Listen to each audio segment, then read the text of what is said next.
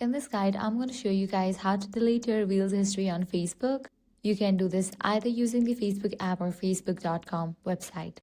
For this guide, I'm going to use the app, launch it, then navigate to the Reels section.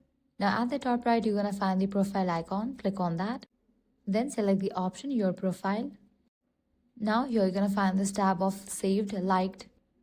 Over here, you're going to find all the Reels that you have saved or liked. In order to unlike or unsave the video, you'll need to launch the video and unlike it or select the option of unsave. This way, it will be removed from this section. Another way to manage your Reels history is through your Facebook settings. For that, navigate to the menu page, click on the settings icon given at the top right. Now scroll down and head over to the section Activity Log. Click on it. Now go to the section Post. Click on it. Click on See More.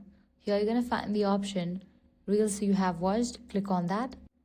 You will see a list of videos including Reels. You can delete individual videos by tapping three dots next to them and selecting Delete.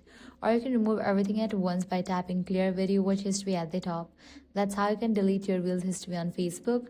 If this guide was helpful, do not forget to like, share and subscribe.